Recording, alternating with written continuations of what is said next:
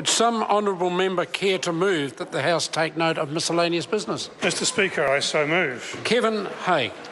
Thank you very much, Mr Speaker. Yesterday in question time, the Health Minister, Jonathan Coleman, appeared to invite me to work with him to tackle the obesity epidemic that we face. And, Mr Speaker, I certainly appreciate the invitation. Perhaps it could be argued that it was a little late, coming as it did after the Minister's announcement of his strategy.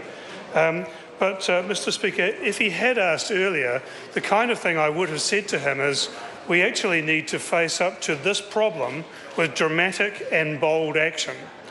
The fact is, Mr Speaker, that obesity is taking over tobacco as the #1 cause of preventable illness and death. We have a total health budget, Mr Speaker, of around $15 billion per year. We right now have a situation where 1 in 4 adult New Zealanders either has type 2 diabetes or has pre-diabetes, is at risk of getting type 2 diabetes. We have a situation, Mr Speaker, where we can now conservatively predict that by 2021, just 6 years away, the cost of treating type 2 diabetes alone will be in excess of $2 billion, absolutely swamping our health services. So, Mr Speaker, the kind of actions that we've seen from the government in its 22-point plan are simply inadequate.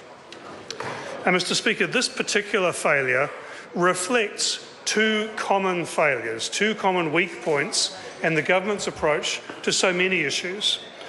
First of all, a reliance on individual actions rather than addressing the environmental, or as Peter Gluckman calls them, contextual factors that drive action.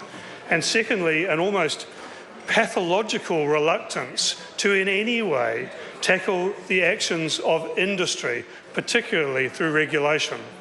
So, Mr Speaker, let me deal with those two things. So first of all, this idea about individual actions.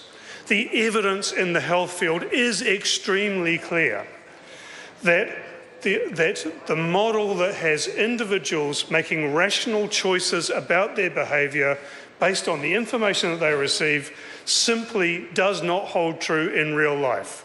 Responding to these problems simply by giving people more education or more information doesn't work, particularly for those who most need to be able to change their behaviour.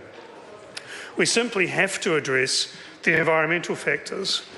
In the case of tobacco, Mr Speaker, the factor that has been the leading cause of preventable death, what has actually worked there? Has it been giving people more information about tobacco causes lung cancer, putting up more and more posters? No, Mr Speaker. What has worked has been increasing the excise tax. It has been the Smoke-Free Environments Act. It has been the restrictions on where and how tobacco can be sold. It's been the display bans. It's been the almost complete prohibition on advertising and sponsorship. These are the very measures that the government is refusing to use in relation to the obesity epidemic.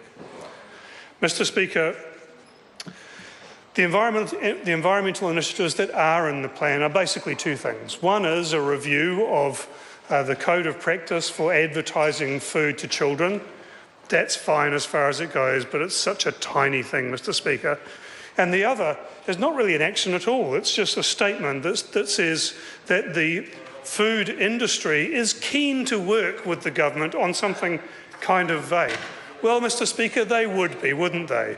Actually, industry, at risk of being regulated, is always keen to work voluntarily because their incentive is to do the least that is necessary that might damage their profit to obviate and avoid compulsory regulation. Mr Speaker, I predict that what will result from that is not very much at all. Why I asked yesterday whether the tobacco industry would now be involved in setting the government's tobacco control plan. So I don't know, Mr Speaker, if it's the government's well-known links with the junk food industry that have caused this reluctance to regulate, or whether it is, as the Dominion Post asserts today, the fact that the government is scared of being caught up on its own rhetoric about the nanny state. But the fact is that, as with climate change and housing and environment, government is once again responding to a serious challenge with gesture. The question is the motion be agreed to.